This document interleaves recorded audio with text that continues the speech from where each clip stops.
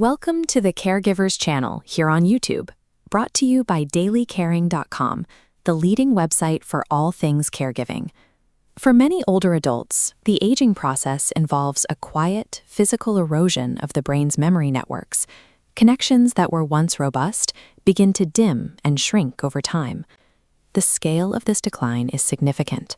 1 in 9 adults in the U.S. report experiencing worsening symptoms of memory loss, and over 5 million Americans aged 65 and older are currently living with some form of dementia. Silicon Valley capitalized on this fear, creating a massive industry of digital brain training apps. These programs promised that modern, gamified puzzles were the high-tech solution to maintaining a sharp mind. But we have to ask if these digital apps actually offer the best defense.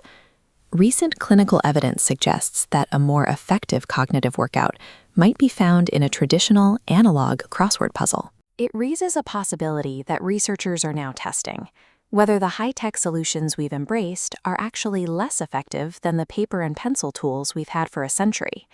This investigation began with a massive study from the Texas A&M School of Public Health.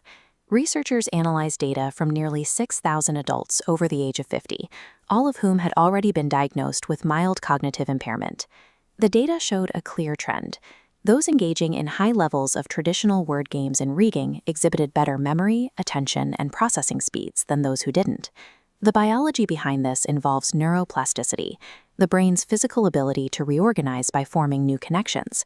Challenging mental tasks trigger the release of growth-promoting neurotransmitters that physically stimulate new synaptic growth.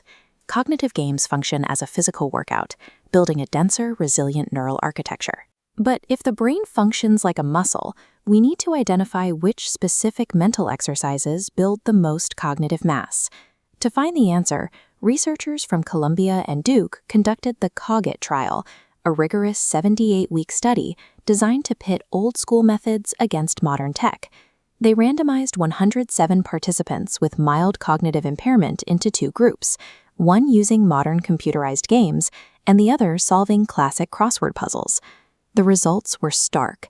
MRI scans showed that the crossword group experienced significantly less brain shrinkage and maintained a higher volume in the hippocampus, the area of the brain vital for long-term memory. The difference is cognitive load. Games like Sudoku rely on specific strategies. Once the pattern is learned, the mental burden drops. Crosswords require continuous retrieval of unique facts, keeping mental load high. You can't just learn a trick, you must know the information. While games like Sudoku are better than staying sedentary, they don't appear to trigger the same level of sustained neuroplastic growth seen in crossword training. True preservation requires the constant friction of learning and retrieving new information, rather than simply refining a repetitive pattern. It is important to note that no single activity is a magic fix for the brain. Clinical guidelines from Conway Regional Health emphasize that crosswords are most effective when paired with aerobic exercise, the mind diet, and consistent sleep. But the data does provide a clear dosage for the puzzles themselves. Aim for 3 to 4 moderately difficult crossword puzzles per week. When maintained as a regular habit, this level of mental stimulation can delay the onset of memory decline by an average of 2.5 years. This cognitive defense doesn't require an expensive digital subscription. The tools for this workout have been a staple of the local newsstand for over a century. Protecting your cognitive health is an accessible, daily practice. It's about choosing challenges that keep the mind under a healthy level of constant pressure. We hope you enjoyed this video from DailyCaring.com.